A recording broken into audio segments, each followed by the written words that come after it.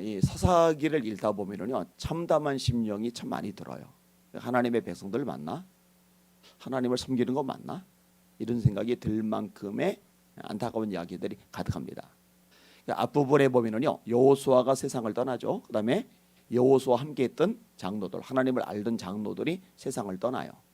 근데 문제는 뭐냐면은 다음 세대가 하나님을 알지 못하였다. 이렇게 시작을 해요. 하나님을 알지 못하였다. 하나님을 알지 못하니까 이 문제들이 발생을 하는 거예요. 우상을 섬기죠. 말씀을 떠나죠. 불순종하고 죄를 져요. 타락해요. 그럼 하나님이 내버려 두실 수 없잖아요. 징계 채찍을 때리시는 겁니다. 그래서 주변의 나라들이 이스라엘을 힘들게 만드는 거예요. 뭐 메소포타미아 구산 리사다임도 그래서 나오는 거예요. 가나안 왕 야빈도, 모압 왕 에글론도, 암몬도, 블레셋도, 아람도, 에돔도. 그래서 막 일어나는 거예요. 그래서 이렇게 나라가 엉망진창이 되면은 너무 고통스럽고 힘드니까, 너무 쪼들리고 지치니까, 그래서야 천부여의지없어서 손들고 갑니다. 하나님 앞에 회개를 드려요. 그럼 하나님 참 간도 쓸개도 없으시죠.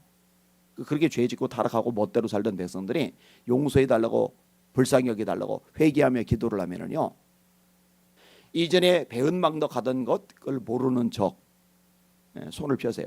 그래서 일어난 인물들이 사사들이잖아요.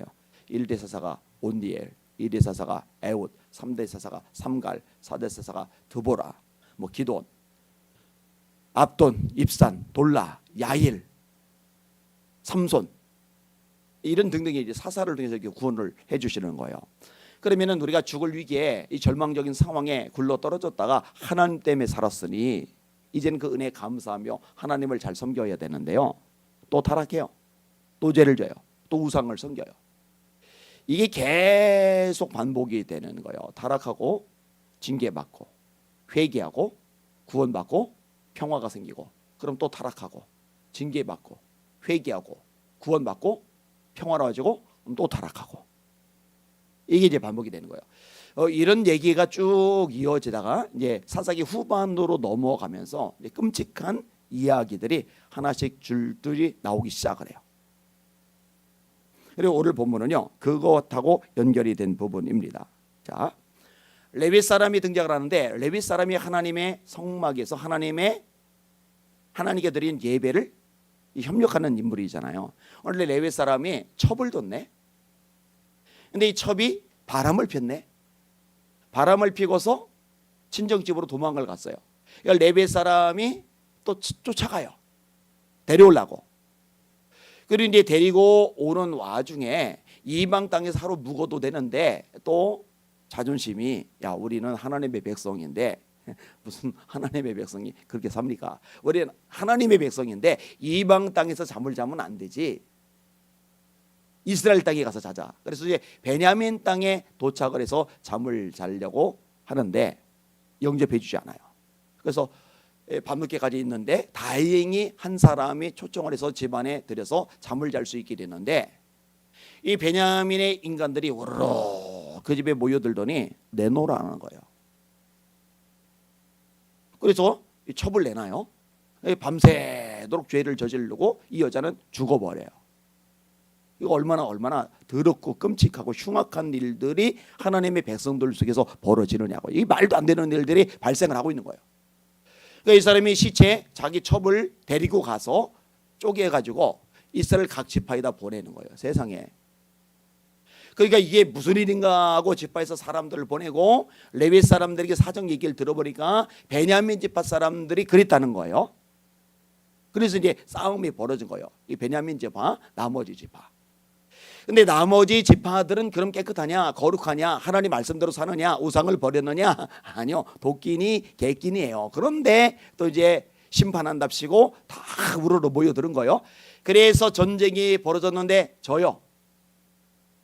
아니 한 지파고 나머지는 11지파인데 한 지파를 못 이기고 11지파가 져요. 또 전쟁을 치렀는데 져요.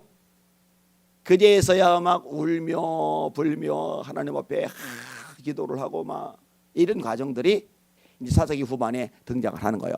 그리고 세 번째 전쟁에서 이겼어요. 베냐민 지파 사람들 그냥 다 아작을 내버린 거예요. 그냥 남자가 엄청나게 죽어버린 거예요.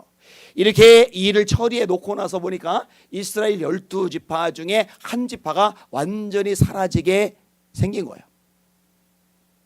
박살나게 생긴 거예요.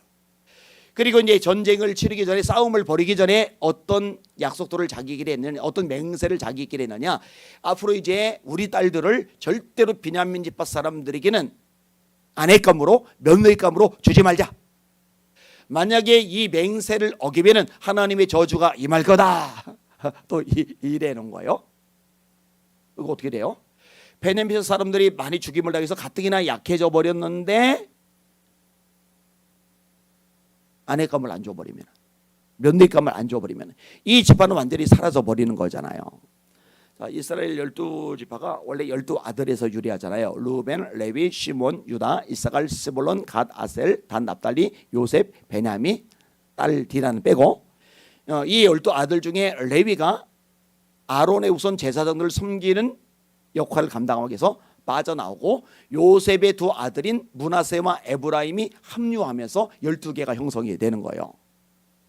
그러니까 이 베냐민 빼고 므낫세, 에브라임 포함한 나머지 11개 지파하고 싸움이 벌어지면서 이 사달이 나버린 거예요. 그리고 나서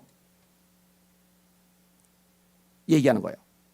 자, 오늘 본문에 제가 끊었습니다만 1절에 이스라엘 사람들이 미스바에서 맹세하여 이르기를 우리 중에 누구든지 딸을 베냐민 사람에게 아내로 주지 아니하리라 하였더니, 이제 맹세를 한 거예요. 자, 6절에 볼게요. 이스라엘 자손이 그들의 형제 베냐민을 위하여 뉘우쳐 이르되 후회하는 거예요. 오늘 이스라엘 중에 한 지파가 끊어져도다. 그 남은 자들에게 우리가 어떻게 하면 아내를 얻게 하리요?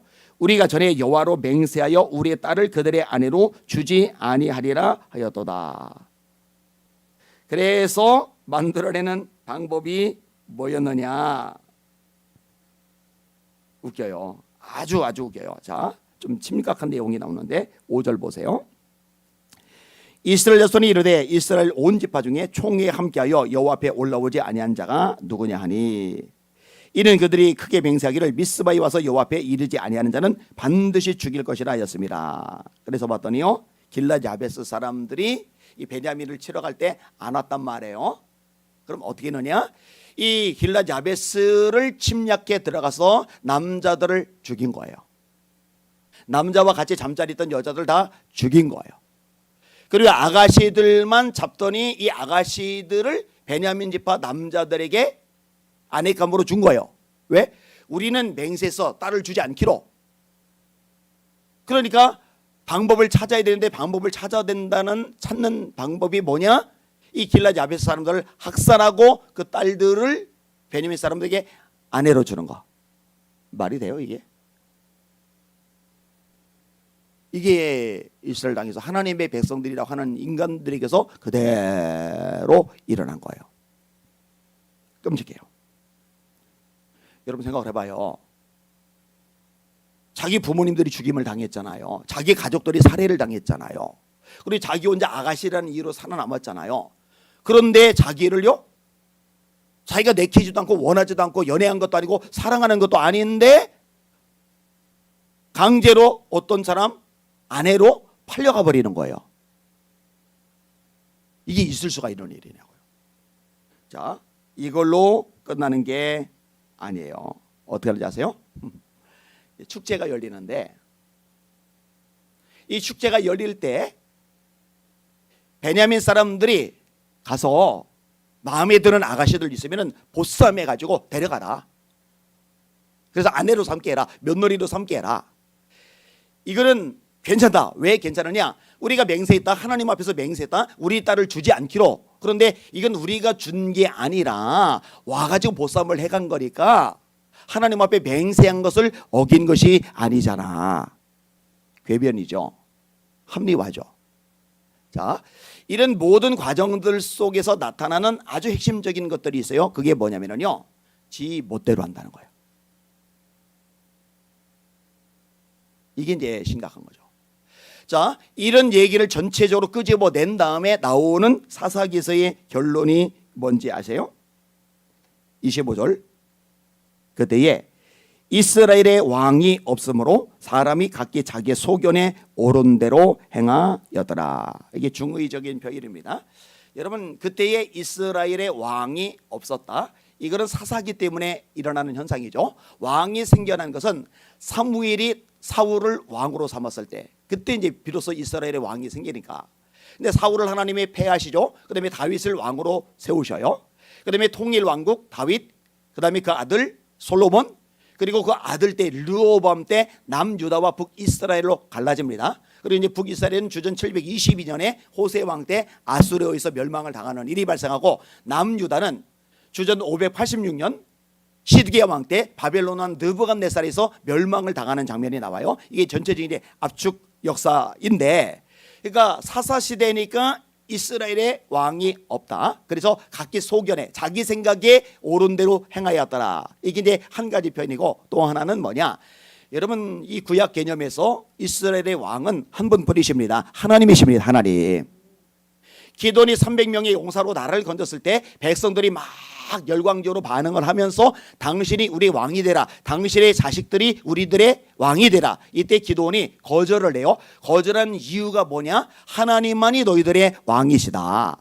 사무엘이 사울을 왕으로 세울 때에도요, 하나님이 이거를 기뻐하지 않아요. 사무엘이 슬퍼해요. 슬퍼하는 사무엘에게 하나님이 말씀하세요. 백성들이 너를 버린 게 아니라 나를 버려 자기들의 왕이 되지 못하게 한 거야.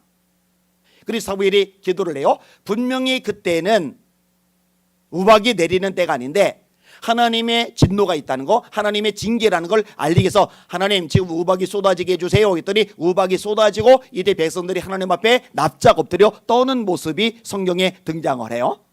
하나님이 왕이시다. 그러니까 이 본문 속에서 말하는 이 내용, 또 하나 핵심적인 내용은 뭐냐면 그때의 이스라엘에 하나님이 안 계시는 거예요.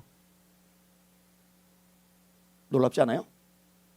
하나님의 백성이라고 자기들은 떠들어대는데 정작 하나님이 안 계세요. 하나님이 없어요. 그 증거가 뭐냐? 자기 소견에 옳은 대로 행하였더라.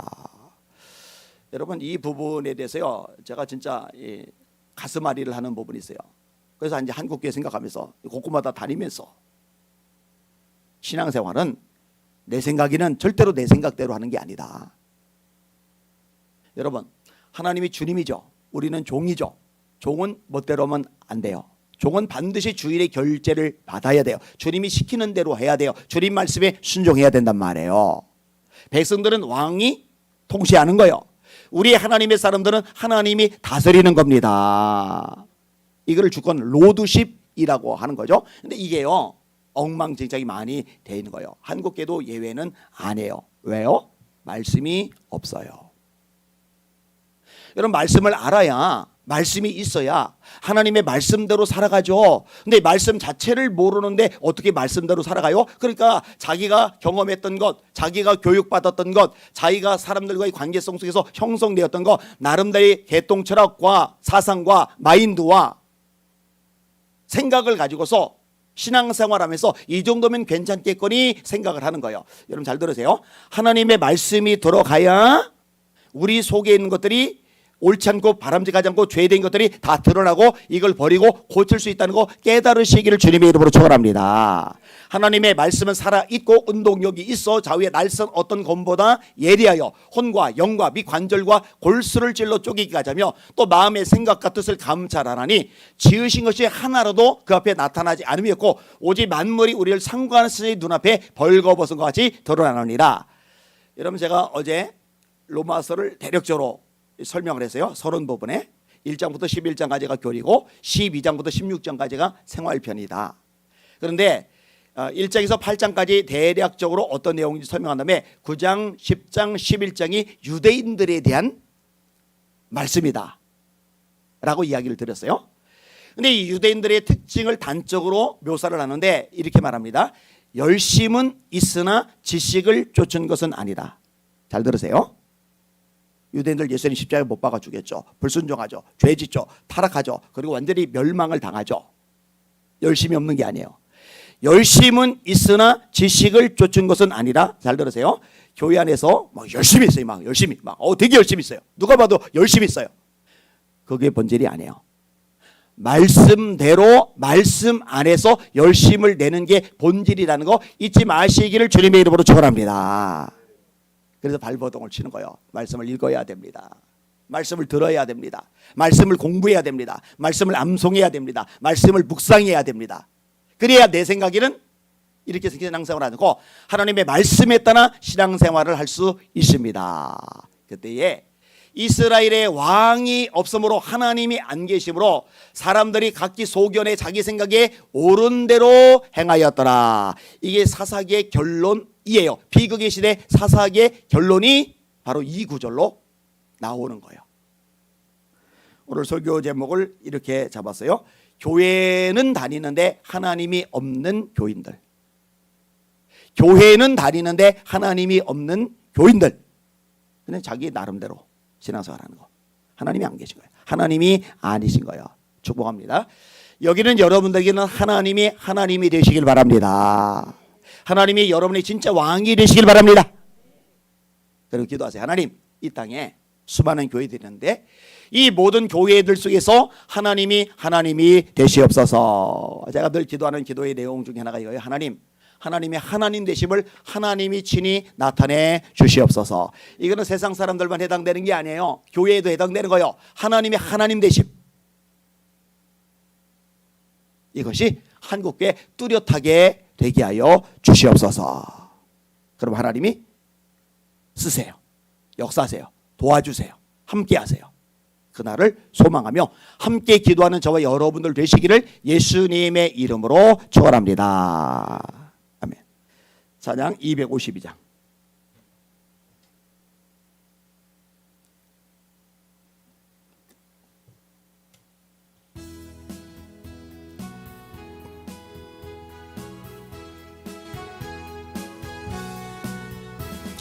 나의 죄를 씻기는 예수의 피밖에 없네. 다시 정케하기도 예수의 피밖에 없네. 예수의 흘린 피 나리게 하오니 귀하고 귀하다. 예수의 피밖에 없네. 나를 정케 하기는 예수의 피밖에 없네. 사죄하는 증거도 예수의 피밖에 없네. 흘린 피 날리게 하오니 귀하고 귀하다. 예수의 피밖에 없네. 나의 죄 속하기는 예수의 피밖에 없네. 나는 공로 없으니 예수의 피밖에 없네. 예수의 흘린 피 나리게 하오니 귀하고 귀하다. 예수의 피밖에 없네. 평안함과 소망은 예수의 피밖에 없네. 나의 의는 이것뿐 예수의 피밖에 없네.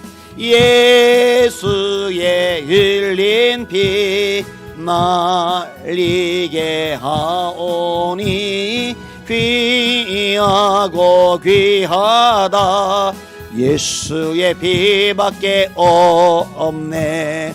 영원토록 내 할 말 예수의 피밖에 없네.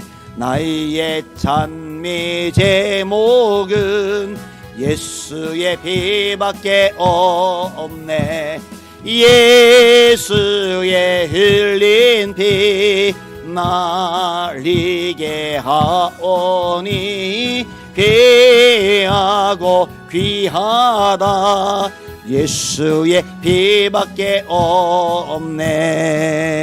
할렐루야. 초대 예루살렘 교회에 문제가 생겼죠. 구제 문제 때문에 트러블이 생겨요. 뭐 히브리파 과부들은 잘 보살펴지는데 헬라파 과부들은 뭐 소외를 당한다 뭐 이런 얘기가 막 불러오는데요. 그러면 내 사도들이 목회자들이 우리가 더 신경 쓸게, 우리가 더 관심 가질게 이렇게 안 해요. 그거는 집사들 세워서 그들에게 맡기고 기도하는 것과 말씀 전하는 일에 전념하리라. 여러분들이 저한테 요구할 거는요, 하나님의 말씀을 제대로 있는 대로 전해 주십시오. 이걸 요청을 해야 돼요. 그리고 기도할 때 하나님 한국교회 강단마다 말씀에 물타지 말고 온갖 잡동사니 섞이지 말고 순전한 말씀들이 선포되게 하여 주시옵소서. 그래야 성도들이 살고 그래야 한국교회가 사는 거예요. 이 영적 원리거든요. 자, 그대로 손 드시고 합심하여 기도합니다.